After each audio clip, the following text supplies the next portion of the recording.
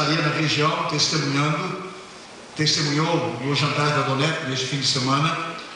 Então nós o convidamos para que chegasse até nós e trouxesse o seu testemunho, a sua experiência com Deus.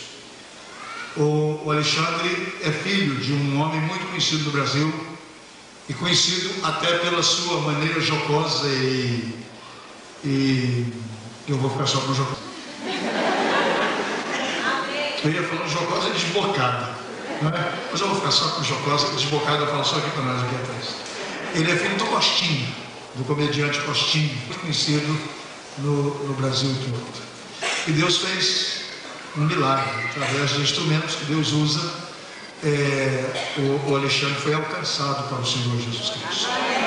E eu perguntei para ele aqui para apresentá-lo, o João de Pidel, ele é da comunidade evangélica de São Caetano e é pregador. Ele vive para pregar o Evangelho do Senhor Jesus Cristo, né?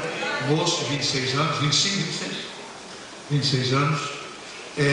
Sua esposa não teve de jeito nenhum, entendeu? Poderia estar fazendo tantas outras coisas, mas deu sua vida, tem dado a sua vida para servir ao Senhor Jesus Cristo. Então nós vamos recebê-lo com carinho, com muito carinho, e dar a ele o tempo todo do culto hoje à noite, para que Deus possa usá-lo através do seu testemunho e através da sua palavra. Que Deus o abençoe. Chama.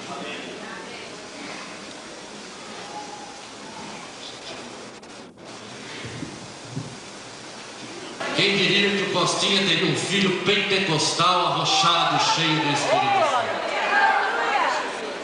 É porque o Espírito Santo sopra aonde Ele quer. Ninguém sabe de onde vem e nem para onde vai. A única coisa que eu e você podemos fazer nesta noite é ouvir a voz do Espírito Santo. Eu costumo dizer que se um profeta de Deus se levantasse no meio da igreja há 10 anos atrás e dissesse que o que o Espírito estaria fazendo hoje em 1995, a igreja ia dizer que esse profeta estava falando pela carne e que aquela profecia não poderia vir do Espírito Santo. Porque o que o Espírito está fazendo hoje no Brasil e no mundo é algo que, se nós contarmos, muitas pessoas não hão de acreditar. Porque muito tempo a igreja imaginou que poderia segurar o Espírito Santo. Mas o Espírito Santo não é propriedade da Nazareno, dos Assembleanos. O Espírito Santo não é propriedade da Nonep. O Espírito Santo é livre, ele sopra onde quer. E nesta noite, em nome de Jesus, ele vai soprar na sua vida e na minha vida também. Ele é livre, ninguém pode segurar. Se você disser que ele vem pela esquerda, ele vem pela direita. Se você disser aos católicos não pode receber o Espírito, ele vai lá e batiza. Se você disser nós não aceitamos isto ou aquilo, é isto ou aquilo que ele vai fazer no vosso meio. Porque o Espírito Santo é completamente livre. Ele tem soprado no meio artístico e tem salvado muitas pessoas. Eu tenho notícias que Deus tem feito no meio artístico coisa extraordinária. Se alguém me contasse que metade da seleção brasileira de futebol tetracampeã mundial seria de pessoas nascidas de novo, eu não iria acreditar. Se alguém me dissesse que a família do humorista Costinha, que já foi perseguido na televisão e censurado na televisão mais de 20 vezes, já foi preso quando havia censura no Brasil, primeiro artista a falar palavrão numa emissora de televisão. Se alguém me dissesse que ele teria uma família evangelística, evangélica e também missionária de Deus, eu não iria acreditar. Se alguém me dissesse que Jesse Valadão hoje estaria indo na igreja à busca do Senhor Jesus, eu não iria acreditar. Se alguém me dissesse que a dona Iris Abravanel, esposa do senhor Silvio Santos, um homem judeu, estaria hoje tendo pastores em sua casa dando aula bíblica para ela, eu não iria acreditar. Se alguém me dissesse que Dedé Santana estaria lotando ginásios e mais ginásios dizendo que Jesus é o Senhor, eu não iria acreditar. E isso acontece porque o Espírito Santo é livre. É verdade. E um dia ele resolveu soprar na família do Costinha, o humorista perseguido, que tem cada 10 palavras. Uma vez eu li no jornal, cada 10 palavras que meu pai fala, 9 é palavrão. Mas eu quero dizer uma coisa para você: O Senhor Jesus veio para os enfermos. É verdade. O Senhor Jesus veio para aqueles que falam palavrão. O Senhor Jesus não veio para os santos. Ele veio transformar aqueles que não são em santos. É verdade. E é por isso que Ele pôde alcançar a família do meu pai. É pela graça. E a graça é imerecida. Eu não fiz nada para estar hoje aqui falando a vocês. A graça de Deus me alcançou e hoje eu estou aqui. Sabe, queridos, tenho viajado o Brasil inteiro pregando o Evangelho. E tenho visto milhares e milhares de pessoas se rendendo aos pés do Senhor Jesus. E me maravilha cada vez que eu vejo isso. Porque a coisa mais fantástica que existe no mundo e que nenhum dinheiro pode pagar é ver uma pessoa confessando que Jesus Cristo é o Senhor. Quando Deus me alcançou ali no Rio de Janeiro há 10 anos atrás, o meu pai era muito rico. E o Deus chamado do meu pai era o Deus chamado dinheiro. Toda a minha família era muito rica e não precisava de Deus porque achava que o dinheiro poderia comprar tudo, até mesmo a salvação. Só que Deus não cobra a salvação de ninguém. E todo o seu dinheiro não é possível alcançar o que Jesus Cristo fez na cruz do Calvário. E eu me lembro que um dia, quando eu tinha 10 anos de idade, a minha família era uma família católica, apostólica e espírita. Graças a Deus, hoje nós já somos mais de 40 milhões de evangélicos no Brasil. Amém. Em nome de Jesus seremos uma nação salva. Amém, meu Pai. Para a glória de Deus. Eu tenho um cunhado que mora no Japão, chamado Vanderlei Carceriano. Já viu 5 igrejas no Japão, porque o Espírito Santo resolveu soprar lá também. Ele tem 24 anos de idade. E eu perguntei, como é que você consegue abrir tanta igreja? Ele falou, porque ninguém me disse que eu não podia fazer. Jesus disse, vai e abre. E eu estou abrindo, Alexandre. Oh, glória. E ele conta que os japoneses oram toda noite, dizendo, traga os brasileiros para nos salvar. Eles dizem que é do Brasil que virá os missionários que vai incendiar o mundo. É do Brasil. Por isso que as igrejas no Brasil estão crescendo. Daqui a pouco vai começar a esvaziar e cresce de novo. O esvaziamento é porque o povo está saindo e está pregando o Evangelho. Glória a Deus. Mas quando um dia eu estava no Rio de Janeiro, quando eu tinha 10 anos de idade, a minha mãe me disse assim, olha, Alexandre, todos nós, como você sabe, somos espíritos. E nós queremos que você comece a participar, porque os espíritos dizem que você é uma pessoa escolhida. E eu não sabia escolhida para quê. Mas comecei a frequentar a mesa branca de Allan Kardec. E logo depois a mesa branca não resolvia muita coisa. E nós resolvemos mudar. E quando eu tinha 14 anos de idade, minha mãe começou a ir no Candomblé e na Umbanda.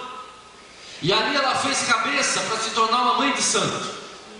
E quando eu percebi, um dia à noite, a minha mãe me disse, hoje você vai conosco lá no culto. Vamos cultuar esses espíritos ali do Candomblé. E essa noite eu fui. E qual não foi minha surpresa em ver minha mãe, que era uma pessoa completamente normal, lá no meio de uma roda, tomada por uma pombagira, tomando 1 litro de pinga no gargalo.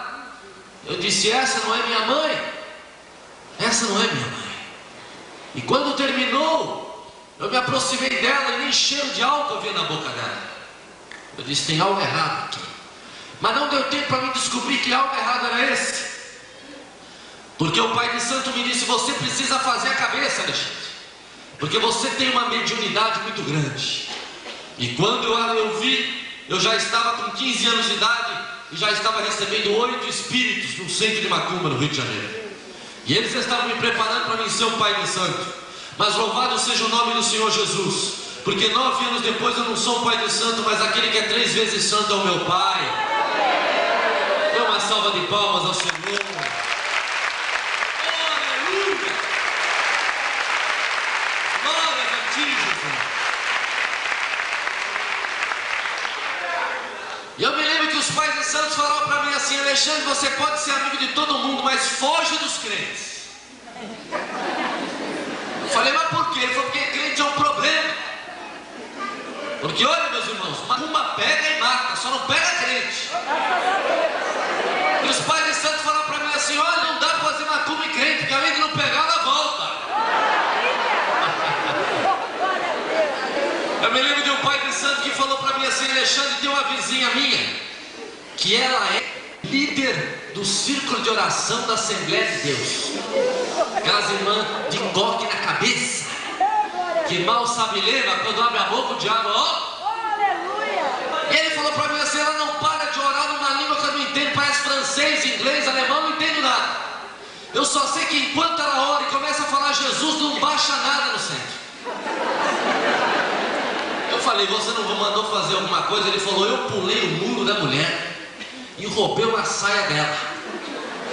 E fiz uma macumba, Alexandre, que não tem um vivo que fique vivo depois dessa macumba.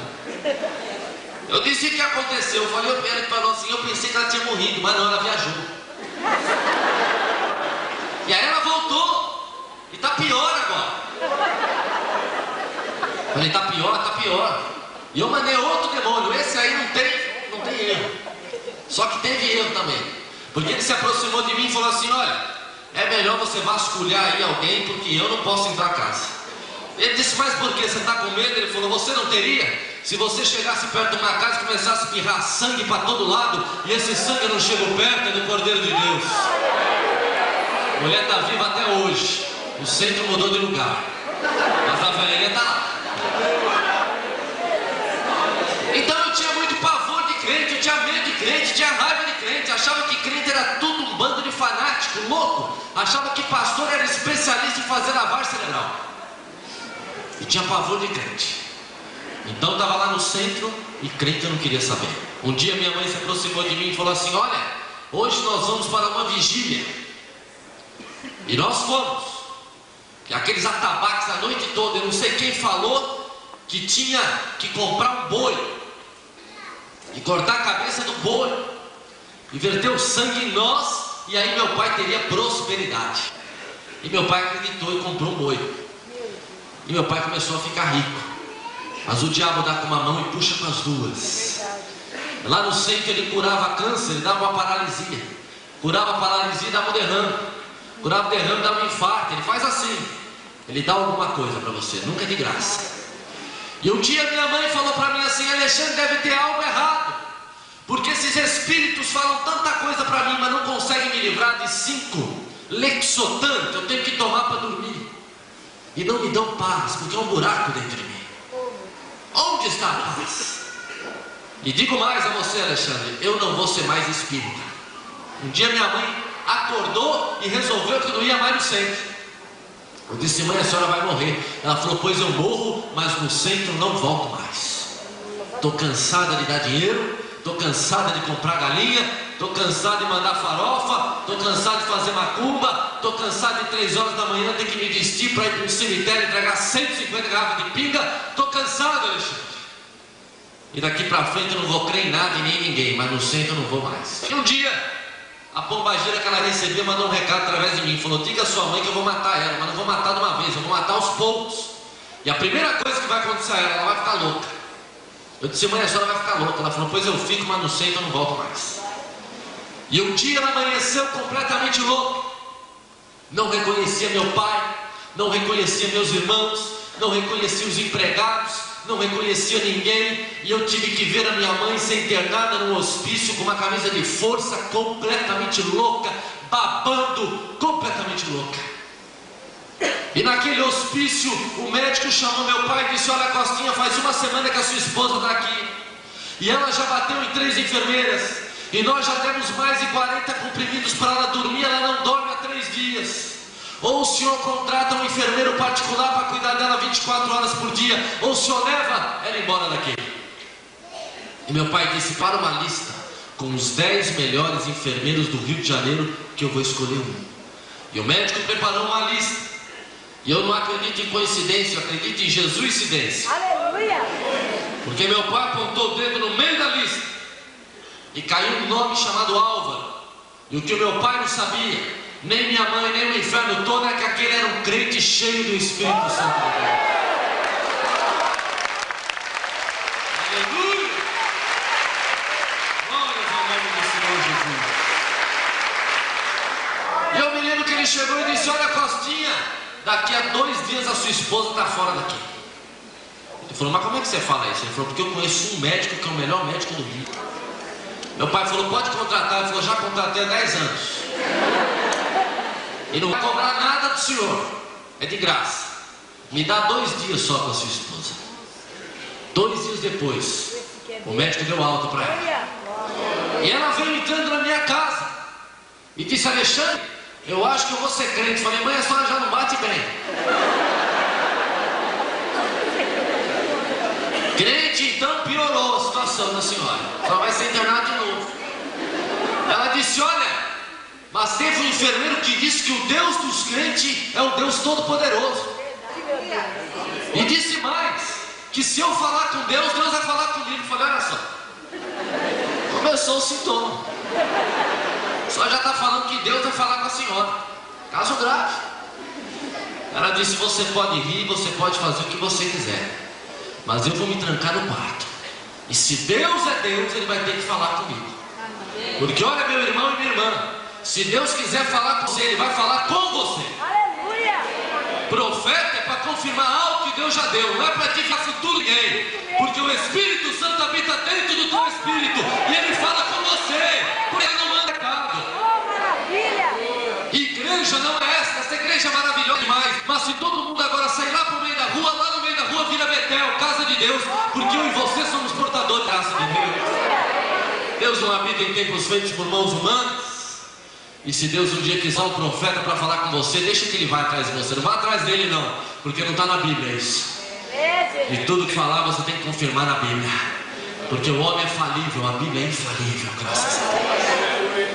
E eu me lembro que ela disse assim, eu vou me trancar nesse quarto e Deus vai falar comigo. Se Ele é todo poderoso, se é o Deus dos crentes. E eu nunca vi ninguém brigar com Deus, só minha mãe.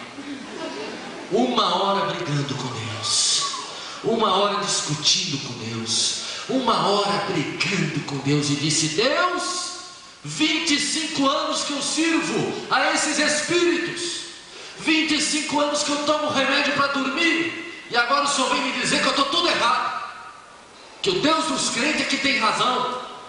Pois o Senhor ficou calado 25 anos, eu lhe dou 1 minuto só para o Senhor falar comigo. Se o Senhor é todo poderoso, como disse o enfermeiro, o Senhor tem 1 minuto para falar comigo. E eu quero só uma resposta. Quem é a verdade? Quem está com a verdade? Onde é o endereço da verdade? Qual o nome da verdade?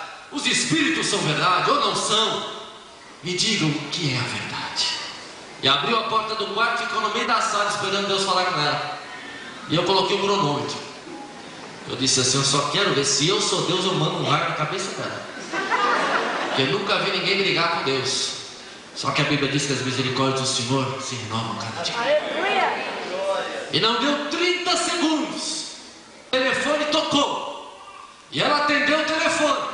E uma voz disse para ela, senhora, eu não conheço a senhora, mas eu estava trabalhando e Deus finalmente me deu seu número. E disse assim, você tem 1 minuto para ligar para essa mulher e dizer que Jesus Cristo é verdade. Jesus é verdade. Jesus é verdade.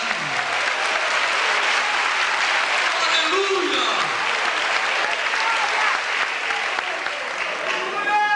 Oh, glórias ao nome do Senhor. Minha mãe caiu de joelhos e falou, Alexandre, Deus acabou de falar comigo. E eu descobri o endereço da verdade. É Jesus. Eu disse, mas como é que Deus falou com a senhora pelo telefone? Se ele ligou a cobrar, então nós estamos perdidos. Ela disse, você pode rir e fazer o que você quiser, mas eu sou crente agora em Jesus. Entrou no quarto dela, pegou todas aquelas imagens, quebrou e jogou fora. Pegou as caixas de Lexotan, jogou na privada, deu descarga. E disse, daqui pra frente eu sou crente, Alexandre.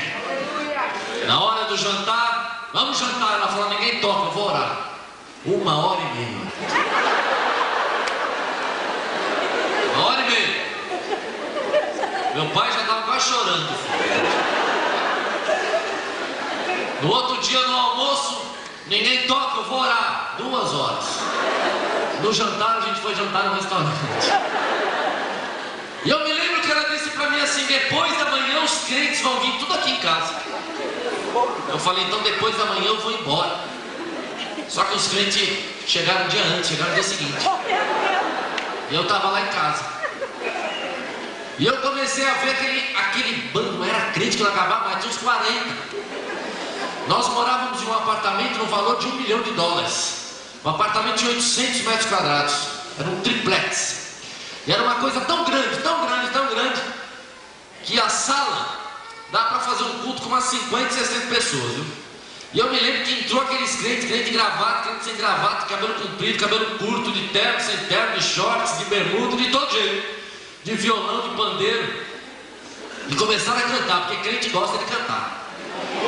E eu me tranquei no meu quarto e comecei a acender minhas velhinhas lá, e chamar os espíritos para baixar em mim, para me tirar daqueles crentes.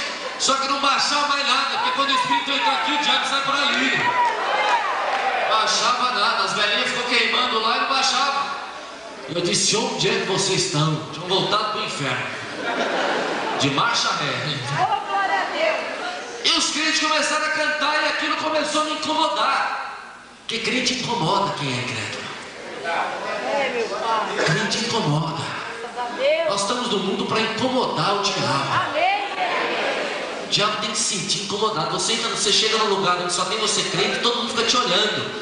Você não falou que é crente ainda, mas há um brilho em você. E eu me lembro que aqueles crentes começaram a me incomodar. Eu precisava ficar com raiva deles, não sabia por quê. E abri a porta, falei, eu vou olhar o que eles estão fazendo. E quando eu abro a porta, eu estou de cara com um pastor chamado Almir Guimarães, que já tinham fechado mais ou menos uns 30 centos de macumba no Rio. Um homem cheio do Espírito Santo de Deus. E ele me viu e falou assim, Alexandre, hoje você vai ser crente. Eu disse, pastor, eu não gosto de crente. Mas não deu nem tempo de falar. Aquele homem já veio vindo na minha direção e pôs a mão no meu peito e arrancou as 13 guias que eu carregava. Porque olha, meus irmãos, a primeira evidência do batismo no Espírito Santo não é falar em línguas, não. É ousadia para falar. Glória a Deus. É ousadia. A primeira coisa, a manifestação que você tem num batismo genuíno do Espírito Santo é pular e falar de Jesus. É falar de Jesus. E aquele homem tinha evidência do batismo, ele era ousado. Porque eu só vejo a igreja pedir poder. Poder já foi derramado há 2000 anos atrás. Começa a pedir ousadia. Glória a Deus. Aquele homem arrancou as guias e nem me perguntou se podia entrar no meu quarto. Já foi invadindo o quarto. Falou, vou quebrar todas as imagens que estão aqui. Eu falei, pastor, se o senhor fizer isso, eu chamo a polícia. Ele falou, chama quem você quiser, mas eu vou quebrar em nome de Jesus. Aí eu fiquei com medo. Falei, eles vão bater esses crentes. Esses crentes aí vão bater. 40 contra 1, eu vou apanhar aqui. Pode quebrar tudo. Só que o senhor vai ver à noite quando o senhor for dormir. Os espíritos vão tudo te pegar, pastor. Eu falei, não, eu tenho medo não. E você está de bermuda, põe uma calça que eu vou te levar para a igreja.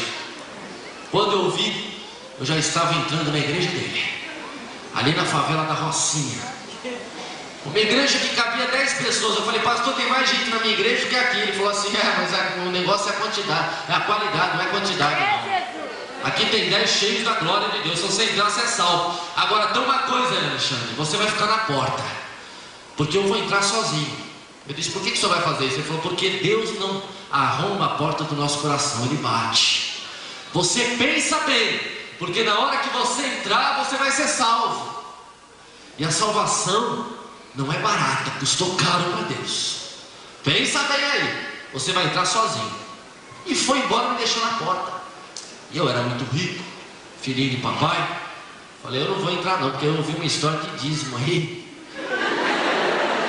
Eles vão ficar pedindo dízimo, eu não vou ficar dando dinheiro para a igreja. Eu vou embora.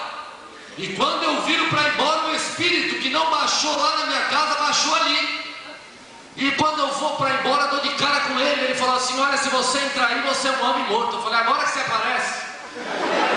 Te chamei lá em casa, nada, agora você aparece. Se quiser, fica aí na porta. Eu vou entrar, já fui entrando. Glória a Deus. E no meio do caminho eu ouvi uma voz que você pode ouvir nessa noite. A voz disse assim, o meu nome é Jesus e eu quero ser o teu Salvador. Aleluia.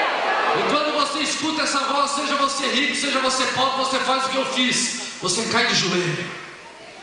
E eu, todo bem vestido, caí de joelho num monte de pó de serragem, no meio da rocinha, enchi minha boca de pó de serragem.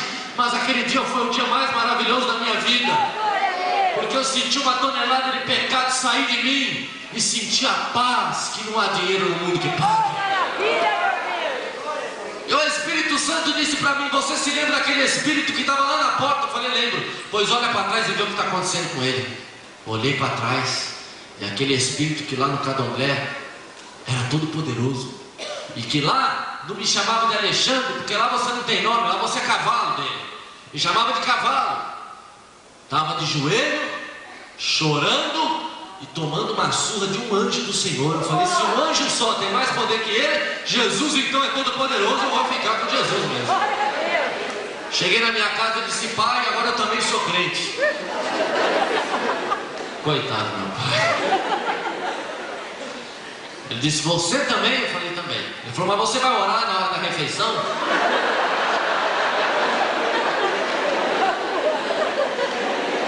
Falei: não, eu deixo para minha mãe.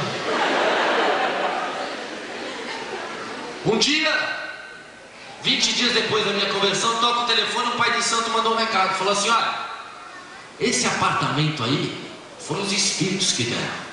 Esse apartamento é nosso. Meu pai mandou um recado para eles. Falou: olha, na escritura diz que é meu e vai continuar sendo meu. Eles disseram: então vocês se preparem, porque nós vamos entrar aí, espiritualmente falando. Quem assistiu o filme do Steven Spielberg, Poltergeist? Levante a mão. Eu tive um poltergeist na minha casa. Eu tive quadros que voavam. Eu tive cadeiras que se arrastavam. Eu tive invasão de baratas, 500 baratas dentro da minha casa. Eu tive invasão de morcegos, 10 morcegos pendurados na minha sala. Eu tive tudo isso. Mas uma coisa eu falava para o diabo: diabo, você pode fazer o que você quiser, você só não pode fazer duas coisas. Primeiro é me matar, porque a chave da morte foi tirada de você, está com o Senhor Jesus. Graças a Deus. E segunda, você não pode entrar na tua casa, porque nem a chave da tua casa você tem, diabo, porque a chave do inferno também está na mão do Senhor Jesus. E ele matar não podia, mas fez um barulho grande. Mas eu não tinha medo não, porque a Bíblia diz que Deus nos tem dado um espírito de medo, mas de poder. E eu me lembro que um dia ele mandou outro recado: vamos parar com o barulho, nós vamos matar o Alexandre. Eu falei: então mata, se eu morrer eu vou para o céu, se eu não morrer o céu vive em mim. Morrer ou viver é Cristo, morrer é lucro. Aleluia. E aí eu estava vindo de um culto e meu carro se desgovernou e entrou num poste a 100 km por hora.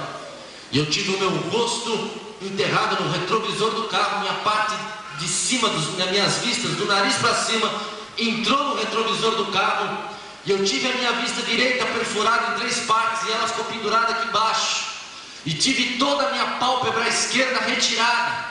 E quando eu fui para o hospital, eu fui ser operado às 4 da manhã. Eu tinha batido o carro às 10 da noite, porque nenhum hospital no Rio queria me operar. Eu tive que tirar minha camisa, pegar minha vista, colocar no buraco e tapar com a minha camisa, para não perder.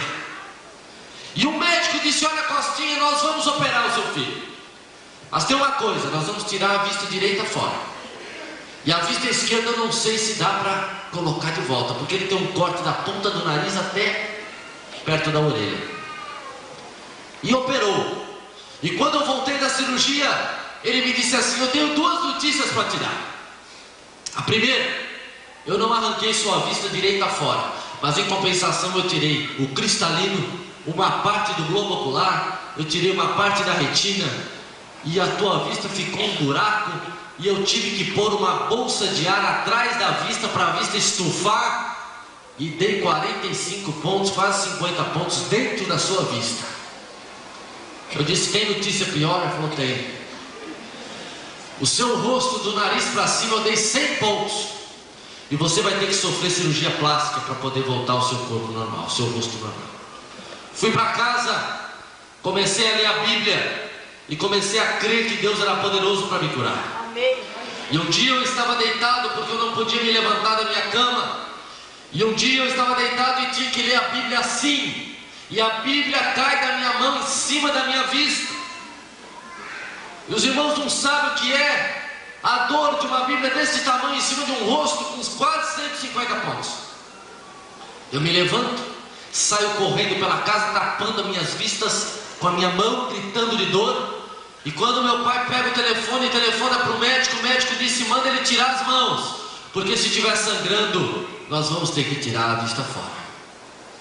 Mas quando eu tirei as mãos, eu já estava enxergando a luz. Oh, glória. E eu disse: doutor, eu já estou vendo a luz. Ele falou assim: olha, Alexandre, eu sei que você é filho do Costinha, gosta de brincar, mas não brinca comigo não, porque não tem como você enxergar. Eu falei: mas estou enxergando. Fui levado às pressas para o médico, fizeram uma junta médica, e me examinando descobriram o seguinte: a bolsa de ar que o médico colocou atrás da vista tinha sumido. Ele falou: cadê a bolsa de ar? Eu falei: o senhor que colocou não sabe? Eu que não sei. Eu só sei que a Bíblia que eu ensino na minha vista eu estou enxergando. Mandaram eu voltar no dia seguinte. Como é que tá? Eu falei: tá melhor que ontem, agora já estou vendo o senhor. E cada dia foi melhorando. Ele tirou os pontos do rosto e falou assim: volta daqui a uma semana para nós marcarmos a primeira cirurgia plástica. Estava esperando até hoje, faz 9 anos. Oh, glória a Deus. Nem eu sei aonde que ele deu 100 pontos no meu rosto. Não faz muito tempo eu fui no médico, ele olhou minha vista e disse assim: meu irmão, que pena que você é cego. Eu falei assim: meu querido, que pena que você é incrédulo, porque eu enxergo. Ele falou: mas sua vista direita é uma confusão. Eu falei: eu enxergo no meio da confusão, graças a Deus. No meio. Ele disse: mas olha, a tua vista não tem nem cor. Eu falei: pra que cor? Tem 3 cores: preto, azul e verde escuro. Eu até brinco com a minha esposa: se ela quisesse um homem com olho azul, eu com a vista direita aberta. Quem quiser depois ver a minha vista pode ver. Ela é toda cortada, eu não tenho a menina dos olhos. A menina dos olhos se abriu, que eu perdi. A minha cirurgia demorou 9 horas. Mas louvado seja Deus, porque o nosso Deus é um Deus que está vivo, não morreu. E um belo dia meu pai me chama para ser empresário dele, porque ele falou assim: eu estou cansado, Alexandre, de ver as pessoas me roubarem, eu quero que você seja meu empresário. E eu fui ser empresário do Costinha. E comecei a ganhar muito dinheiro. Cheguei a ganhar $30 mil por semana, $120 mil por mês, $1.200.000 por ano, um pouco mais. E fiquei rico, milionário. E comecei a perder aquilo que eu não poderia perder nunca na minha vida, que era o primeiro amor com Deus. E de repente eu me tornei um cristão como tantos hoje. Um cristão de banco de domingo vem, implora para Deus, para o pastor pregar rápido, porque o fantástico ele não pode perder. Me tornei um cristão frio. Me tornei um cristão sem a graça de Deus. Porque olha, meu irmão, cura de ontem, milagre de anteontem, manifestação sobrenatural, cair no chão no espírito, seja o que for, não te garante que você vai entrar no céu. A única coisa que te garante no céu é a obediência à palavra do Senhor Jesus até o fim. O maná de ontem estraga hoje. Você tem que comer coisa nova. O que você está comendo essa noite não vai servir para amanhã. Amanhã tem coisa nova para você. Amém. E eu me tornei um crente frio. E um dia fui a um culto numa igrejinha pequenininha, lotada de gente. E um moço de 24 anos estava pregando. E ele disse assim: eu desci do monte, hoje estou há 4 dias em jejum, e Deus vai fazer um negócio aqui que eu nem sei o que é. E no meio do culto ele apontou o dedo para o meio da multidão e me chamou. E eu levantei assustado, falei: nunca vi esse moço na minha vida, como é que ele me chamou aqui no meio? E ele disse assim: Deus está me dizendo que hoje lhe dá a última chance para você ser um pregador do Evangelho. Eu fui para casa chorando, disse: Deus, última chance para mim ser um pregador do Evangelho. Comecei a chorar e disse: Deus, me dá mais um mês só. Olha só o que o homem faz, negociar com Deus. Comecei a negociar: o Senhor me dá mais um mês, porque meu pai vai fazer um show no Paládio e nós vamos ganhar muito dinheiro, e eu te dou 30% da bilheteria. Deus disse assim: eu não quero o seu dinheiro, e eu quero que você pare de pregar hoje. Eu disse: Deus, mas hoje não dá. Daqui a um mês, Deus, por favor. Já comecei a chorar. E Deus ficou quieto, porque Deus é um cavaleiro. Lá vou eu para o Paládio, todo feliz para ganhar meus $40 mil naquele mês, naquela semana. Só que só foi eu e meu pai, porque ninguém comprou convite. Ninguém. Foi o maior fracasso de bilheteria de todos os tempos do meu pai. Ninguém. Uma pessoa para dizer ninguém. Um mês depois eu tinha perdido tudo. Apartamento, carro, pagando Rede Globo, pagando tantas coisas. E o meu pai disse para mim assim: é melhor você ir pregar o evangelho, porque senão eu vou à falência com você. Porque enquanto você for um empresário, ninguém vai vir me assistir. Sabe por quê, irmãos? Porque a luz é maior que as trevas. Verdade, Jesus. E eu me lembro que um dia eu estava no meio da rua e disse: Deus, o que é que eu faço da minha vida? Ele disse: pregue o evangelho. Pregue o evangelho. Mas como é que eu vou viver? Ele falou: eu te sustento, eu sou o dono do ouro e da prata, eu sou mais rico que seu pai. Glória. Eu te sustento, eu te prometo que não vai faltar nada, nem o pão, nem a água. Eu falei: Deus, mas eu não vou ganhar mais aquele dinheirão. Ele falou: não, mas você vai ganhar muitas almas com o meu nome. Maravilha, meu Deus. E um dia me convidaram para pregar em Ribeirão Preto. Eu vou encerrar agora, já vou fazer uma pergunta. E eu estou pregando em Ribeirão Preto. E eu tinha a hora certa para ir embora. Era um ginásio grande, havia umas 2, 3 mil pessoas. E quando eu terminei de pregar, me levaram na casa de uma moça que tinha leucemia. Ela tinha 16 anos de idade e pesava 30 quilos. Estava numa cadeira de roda, confinada nessa cadeira de roda fazia 6 meses. E eu fui ali, mas eu tinha 20 minutos para falar com ela, porque eu tinha um ônibus a pegar. E eu falei rapidamente com ela e disse: essa semana, minha querida, procure uma igreja evangélica, aceite Jesus, vá procurar uma igreja evangélica. Eu não posso te ajudar muito porque eu tenho um ônibus, eu tenho que viajar. E fui embora. Eu era um novo convertido ainda. E quando eu chego em São Paulo, 3 meses depois eu recebo a notícia que aquela moça havia falecido. E durante um ano eu chorei. Durante um ano eu me culpei e disse: Deus, eu devia ter falado de Jesus para aquela moça direito, porque ela hoje está no inferno por minha causa. Por que é que eu não perdi o ônibus, não deixei o ônibus para lá? Uma alma vale mais que um ônibus, uma alma vale mais que o mundo inteiro. Verdade, meu Deus. Mas eu devia ter mostrado o caminho da salvação para ela. Um ano chorando. E um dia eu vou pregar no mesmo lugar, em Ribeirão Preto, no Congresso das Assembleias de Deus. E quando eu estou pregando, uma mulher se aproxima de mim no final do culto e disse: você se lembra de mim? Eu disse: não. Ela falou: eu sou irmã daquela moça que morreu de leucemia. Eu disse: faz um ano que eu choro pela sua irmã. E ela disse: mas por que você chora? Você conhece o final da história? Eu disse: não. A minha irmã ficou em coma 3 dias, mas antes de morrer ela voltou à vida. E ela pediu papel e caneta. Ela escreveu um bilhete para me entregar para você, irmão. E faz um ano que eu estou com o bilhete na minha bolsa para entregar para você. Oh, Jesus. Eu falei: então me dê esse bilhete, que faz um ano que eu choro. E ela me entregou o bilhete. E não há 30 mil dólares, não há 120 que pague o que aquele bilhete dizia. Porque aquele bilhete dizia uma frase só. E a frase era essa: irmão Alexandre, não chores mais, eu te espero na Nova Jerusalém. Dê uma salva de palmas para o Senhor. Aleluia! Quando eu morrer, ou quando eu for arrebatado dessa terra, quando eu chegar no céu depois de Jesus, eu quero ver ela. Porque lá ela não tem leucemia, lá ela está andando, ela está correndo pelas ruas de ouro. Oh, glória. Eu quero encontrar ela no céu. Curve sua cabeça em nome do Senhor Jesus. Papai. Oh Deus, oh Deus, maravilhoso Jesus.